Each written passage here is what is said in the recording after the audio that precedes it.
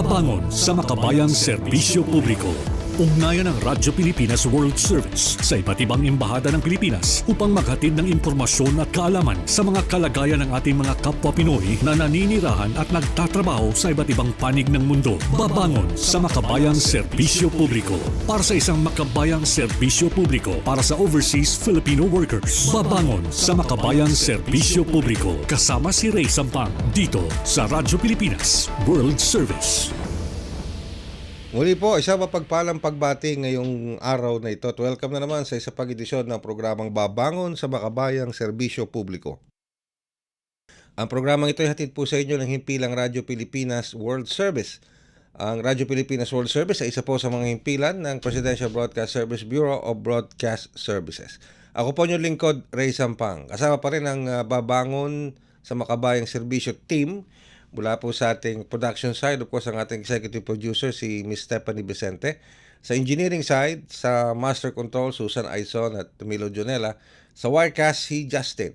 Kami po ay inyong napapakinggan at nasusubaybayan live sa pamamagitan ng ating Facebook broadcast live sa inyo pong Facebook browser. I-type lamang Radyo Pilipinas World Service.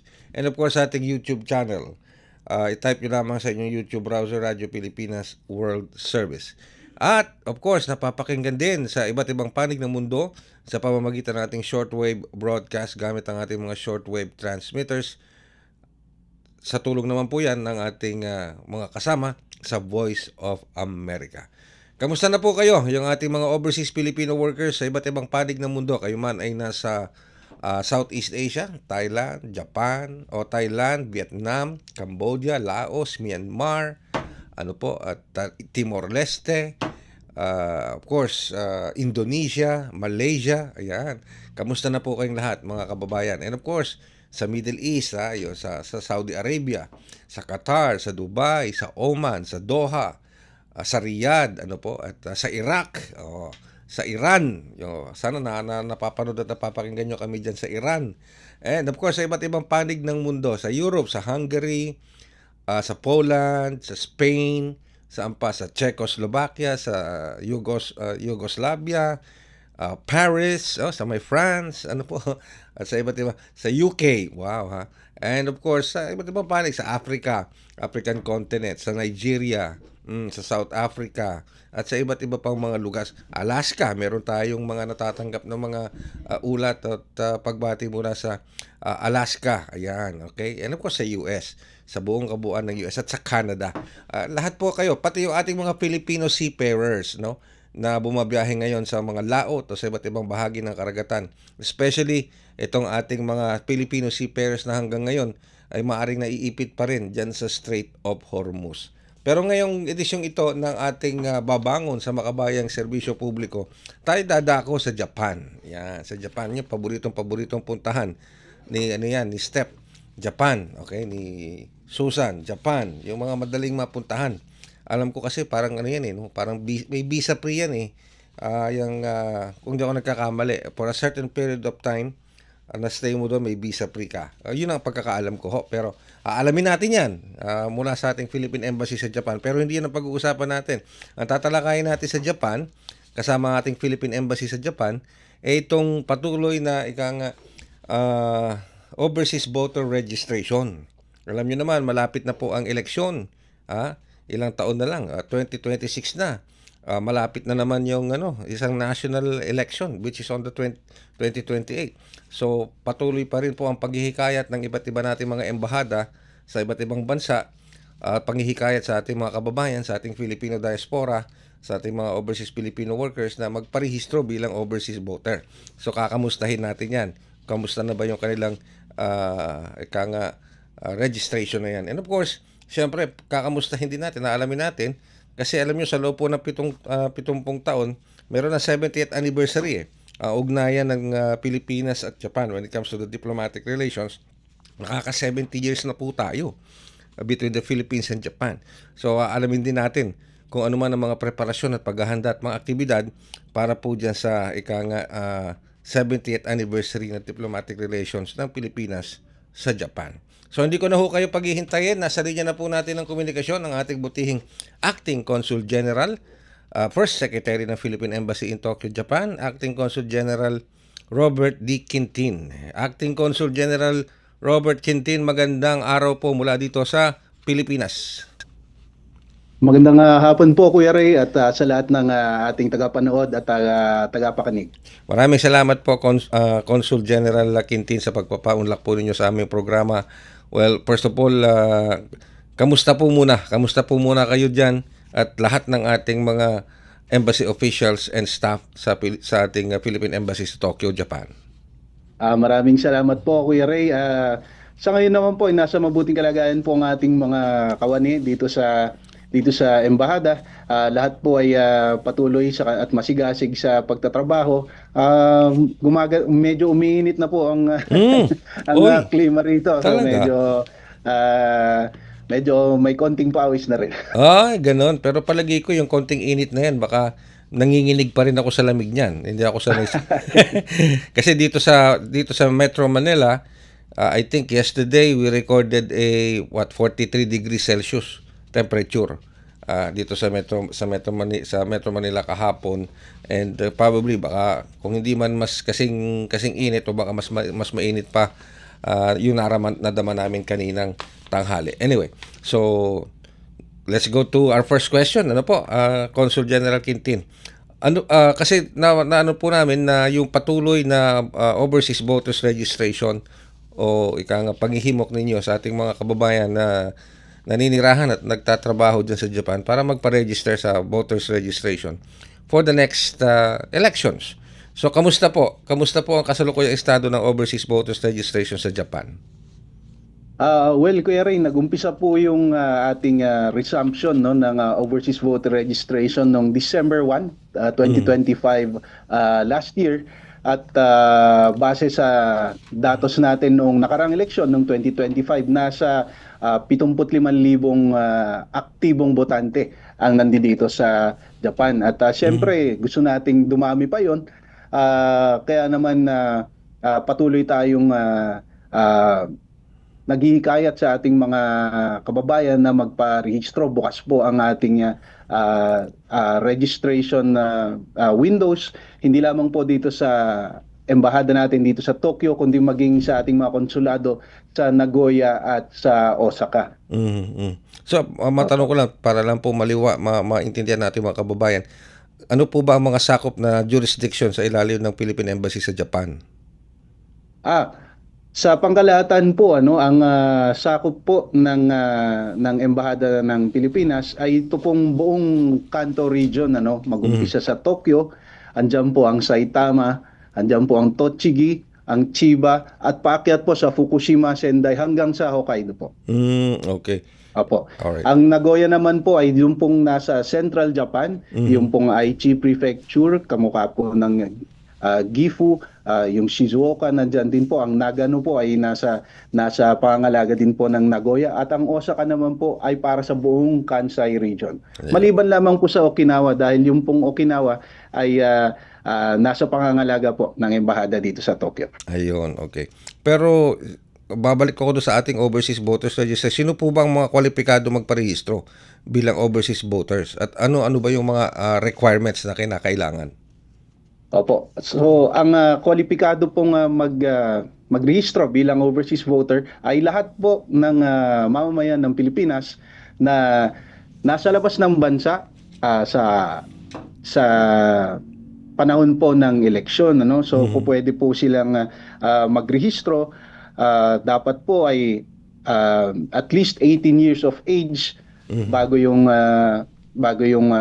at the date of election. So ibig sabihin po, kahit po 17 anyos pa lamang, maaari nang mag-rehistro. Basta pagdating po ng botohan ay 18 na po siya. So kasama na din po, hindi naman po karaniwan ito dito sa ating mga kababayan na nasa ibang bansa, yung po mga tinatawag nila na disqualified by law. Karaniwan po yan po ay yung mga hindi na nagtataglay ng Philippine citizenship, or yung mga po convicted with an offense sa Pilipinas po na hindi bababa sa 1 taon ang pagkakakulong na parusa, or yun pong mga legally declared na incompetent o insane. Yung Okay. mga yan lamang naman po. Alright. Pagdating po sa requirements, kailangan po yung valid na Philippine passport. Kailangan pong ipakita sa amin yan. At kung sakali naman pong hindi nila dala yung kanilang passport, maaari po nating gawan yan ng paraan sa pamamagitan ng certification mula po sa amin na magpapatunay na ito pong taong ito ay meron naman po talagang pasaporte at nagkataon lamang na hindi niya maipresenta sa amin sa oras ng kanyang pagrerehistro. Para naman po sa mga dual citizen, kunwari po ay wala pa ho silang passport dahil kakaka-acquire pa lamang nila nung kanilang dual citizenship under RA 9225, maaari po nila ipakita sa amin yung kanilang ah, ah, yung pong identification certificate, no? Na kami din po ang nag-issue, maaari po yun natanggapin bilang requirement. At para naman po sa mga seafarers, iba pong kategorya kasi ang mga Oo. seafarers, ano? So bukod po dun sa passport, hihingin din po namin na ipakita nila sa amin yung kanilang seafarers book. Alright. Dahil po ang seafarers po, maaari pong bumoto kahit saan. So, okay. Oh. Balikan ko lang to, Consul General Quintin, dun sa seafarers. So, na nabanggit nyo, medyo may complicated itong mga seafarers kasi moving itong mga to, dinadala ng mga barko at different ports, di ba, sa iba't ibang bansa. So, how can they avail of this? Maski nakasakay sila sa barko, tapos dumating yung araw ng election, can they still vote? Pwede po, pwede po. Pwede sila po i-accommodate ng ating mga foreign service post na malapit kung saan po sila dadaong. Yun po ay isang special accommodation na binibigay ng COMELEC para sa ating seafarers dahil kinikilala nga po nila yung special na circumstance ng ating seafarers na maaaring sa pangkalahatan ng taon ay nasa laot nga sila. Balikan ko lang po itong iba pang mga kailangan requirements o dapat na mangyari. So yung lahat ng Filipino na nagtatrabaho at naninirahan sa Japan, pwedeng mag-file o magpunta sa ating embahada para mag-file na ng registration as overseas voters. Maliban na lamang kung may mga kaso silang kinakaharap at kung medyo may problema sila sa mental capacity, yun, hindi pwede. Tama po ba, Consul General? Yun po ay mga convicted lamang, Kuya Ray. So, convicted. Yun po opo, convicted at yun pong legally declared na incompetent or insane. Pero sa kabutihan palad, sa karanasan ko po, wala pa ho akong na-encounter na ganung nag-attempt na mag-rehistro para sa overseas voting. Yung mga dual citizens natin, paano po sila, yung mga dual citizens? Yung mga, pag sinabi nating living and working sa Japan, yun yung kasama na rin dyan yung mga overseas Filipino workers natin, mga household, pati yung mga nurses natin. Opo, lahat po ng mamamayan ng Pilipino as long as they still carry their citizenship at meron po silang valid na passport. Ayun, okay. So sa ngayon po ba, mga ilan ba ang tinataya o nakikita po yung datos na may potential na dapat magparehistro para sa overseas voting dyan sa Japan? Well, ang kabuang bilang po ng mga Pilipino sa Japan ay humigit kumulang 350,000 ano po. Pero siyempre hindi pa ho natin masasabi kung ilan doon ang eligible na magrehistro. Pero ang gusto po naming mangyari ay malampasan natin yung total natin nung huling election na 55,000. Sana po ay madoble natin yan by the end of the registration period na hanggang September 30, 2027 po. Kasi ayon po sa batas, kailangan pong matapos ang registration 6 na buwan bago po yung election. 6 na buwan before the actual election. Ano ho? Ganun siya. Opo. Alright. Nitong mid-year election, kamusta po ang registration nung katapos lang ng mid-year election?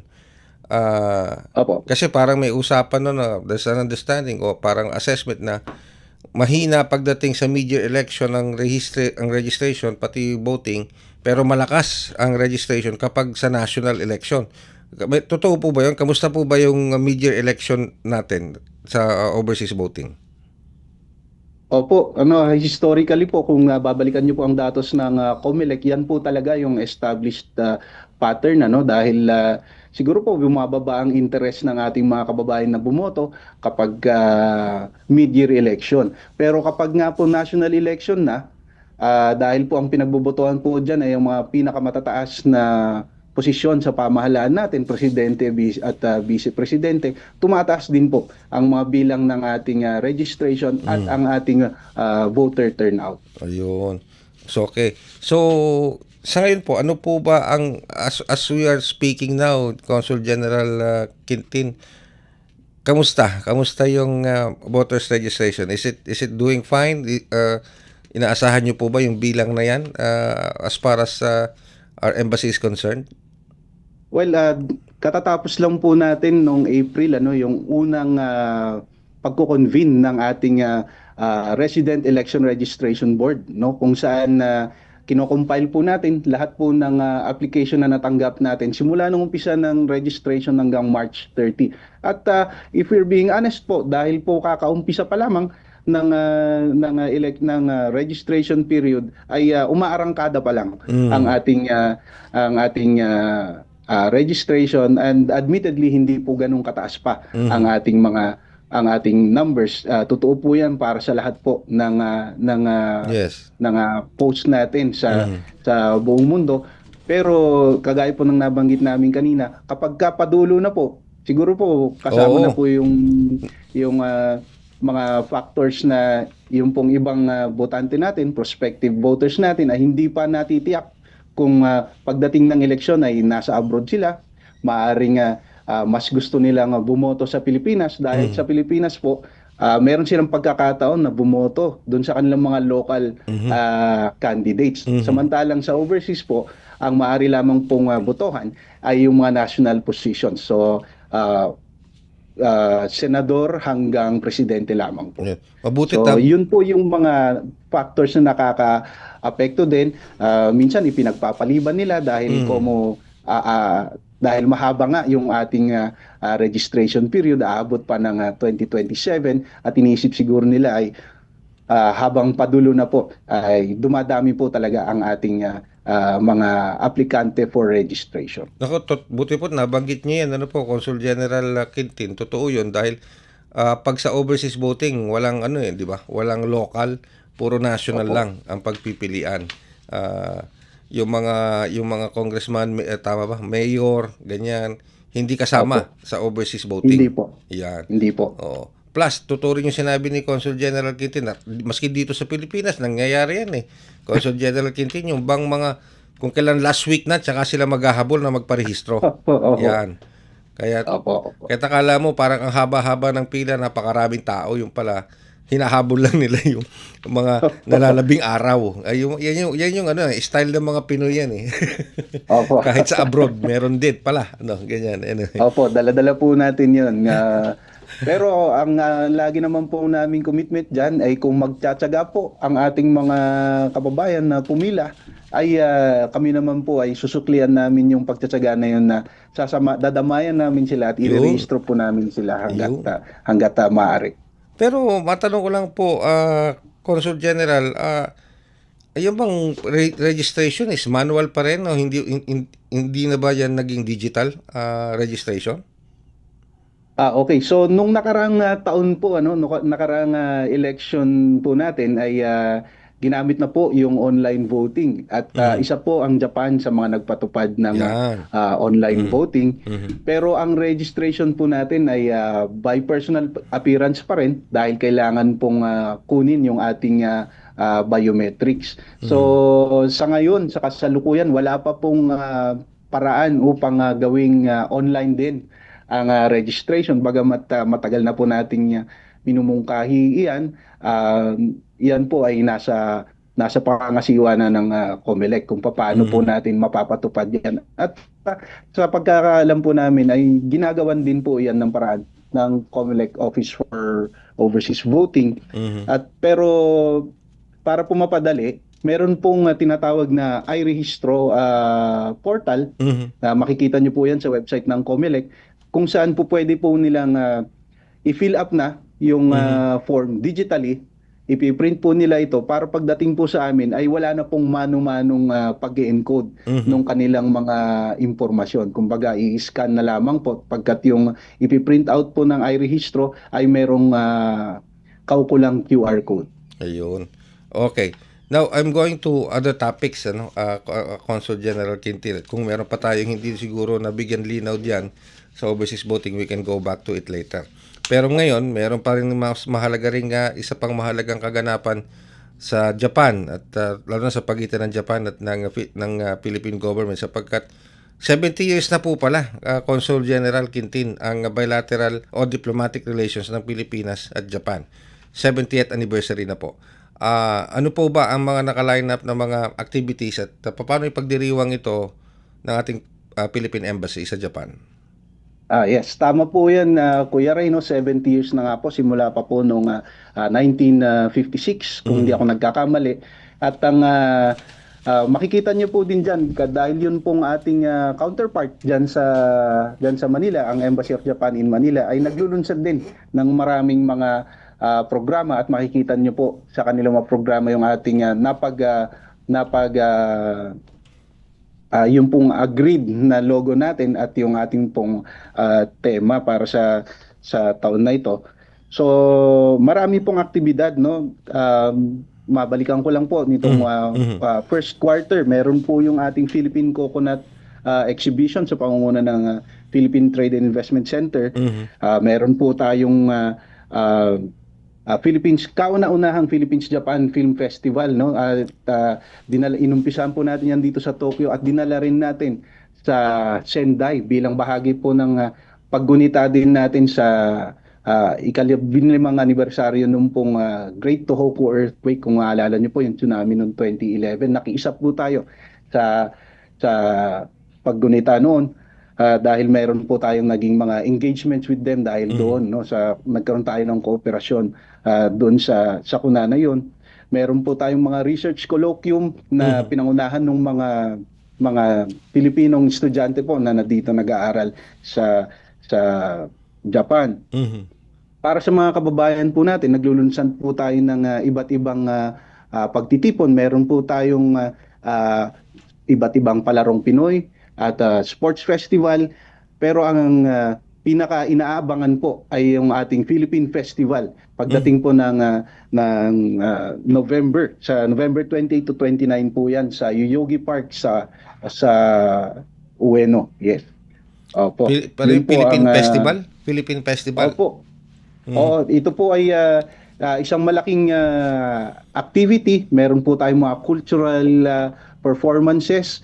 Meron po tayong mga booths and stalls. Meron din po tayo sa karaniwan na mga government services. Inaanyayaan po natin ang Arta Caravan para magbigay din ng serbisyo sa mga Pilipino doon sa 2 araw na yun. So dito po imbitado ang mga miyembro ng Diplomatic Corps, mga miyembro ng gabinete dito sa Japan, at pinapangunahan po 'yan ng ating ambassador. Okay. So marami pa pong activities na sinasagawa at yung sinusuportahan po natin ng ilang mga organisasyon na nagbibigay po at nagsasagawa po ng mga activities under the 70th anniversary banner. When we say organization, of course that includes Consul General Quintin, yung various Filipino communities natin diyan sa Japan. Yes po.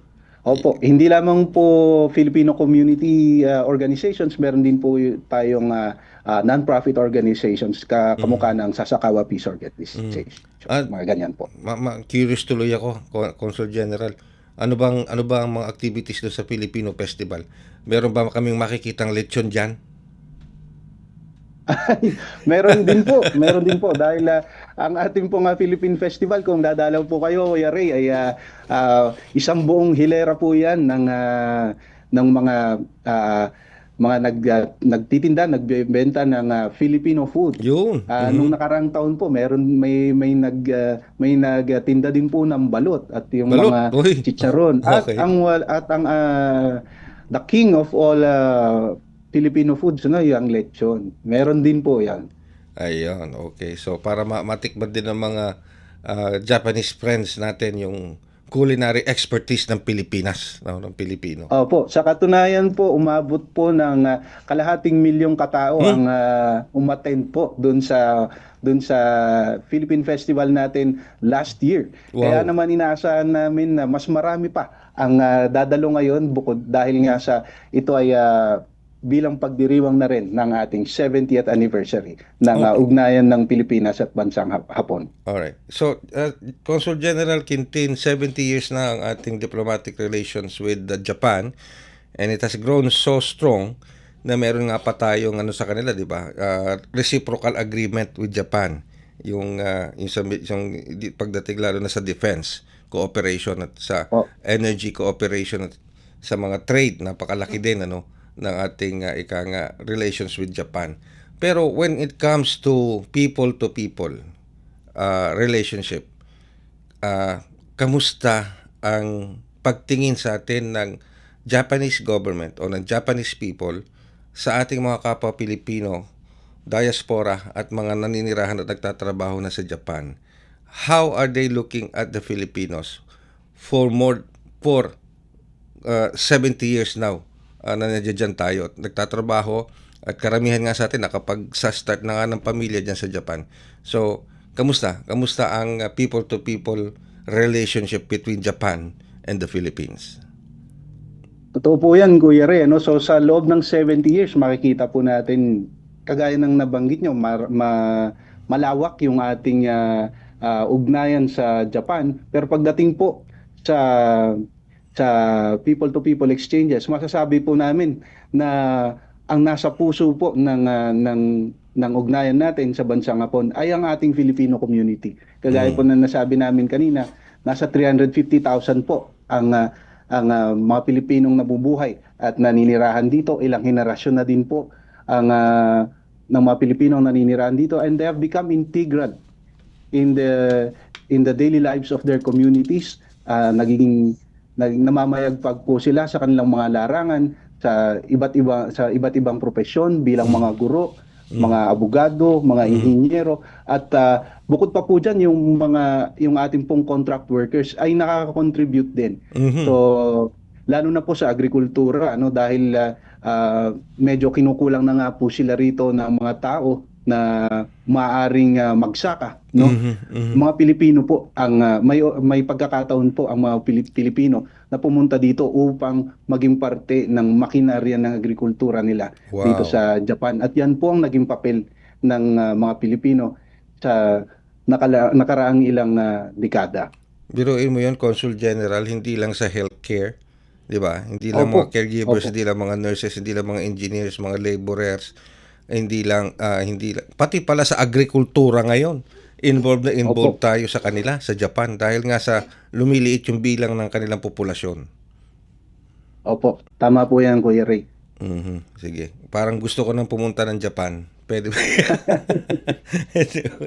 Anyway, so kailan po ulit Consul General ang mismong araw ng 70th anniversary ng diplomatic relations between Japan and the Philippines? Ang ating pong aktual na pagdiriwang ay bagamat isang buong taon po ito, ang marker po natin ay ang July 23. July 23 po. Medyo ang malapit-lapit mismong na. anibersaryo.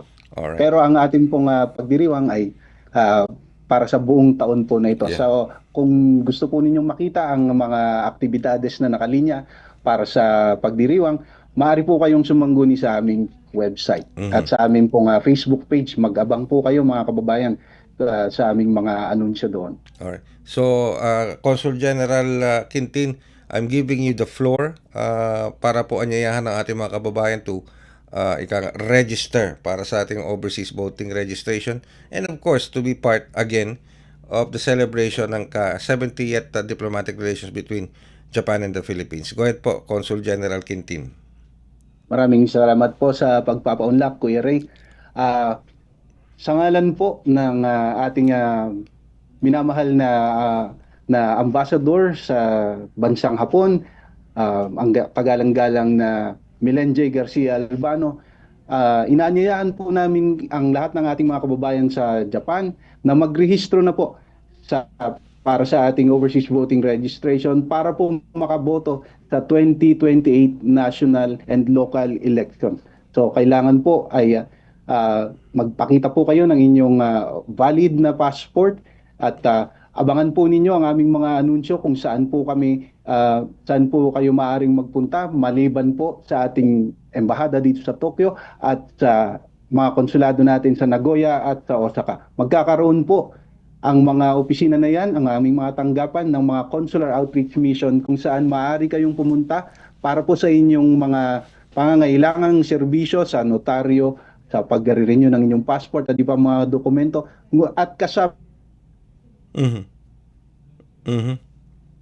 Alright. Sige, alright. Medyo nawala lang yung audio ni Consul General Quintin. So, let's try to reestablish audio with our Philippine Embassy in Japan. Okay? Sige. Alright. Pero yun po yung usapan namin ni Consul General Robert D. Quintin, ang ating First Secretary ng Philippine Embassy sa Tokyo, Japan. May kinalaman po sa, of course, patuloy na registration para sa overseas voting. And of course, sa pagdiriwang ng ika-70th diplomatic relations between the Philippines and Japan. 70th.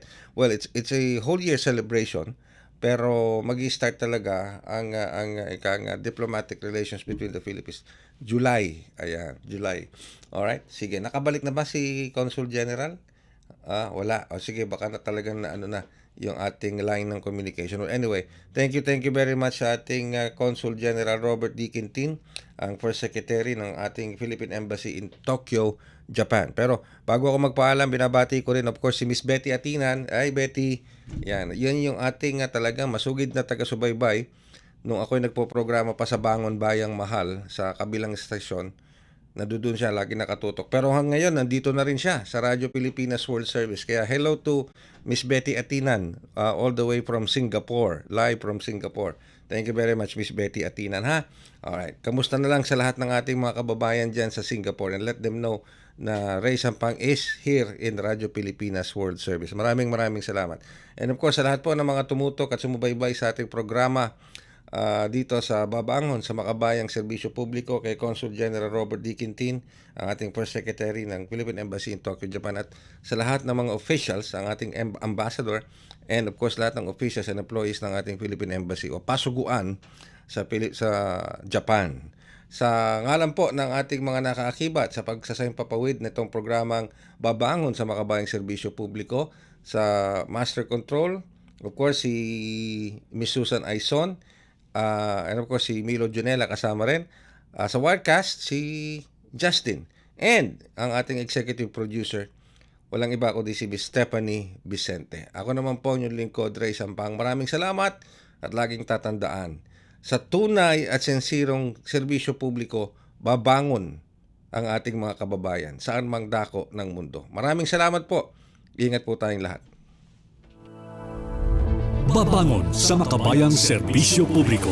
Ugnayan ng Radyo Pilipinas World Service sa iba't ibang embahada ng Pilipinas upang maghatid ng impormasyon at kaalaman sa mga kalagayan ng ating mga kapwa Pinoy na naninirahan at nagtatrabaho sa iba't ibang panig ng mundo. Babangon sa Makabayang Serbisyo Publiko para sa isang Makabayang Serbisyo Publiko para sa overseas Filipino workers. Babangon sa Makabayang Serbisyo Publiko kasama si Ray Sampang dito sa Radyo Pilipinas World Service.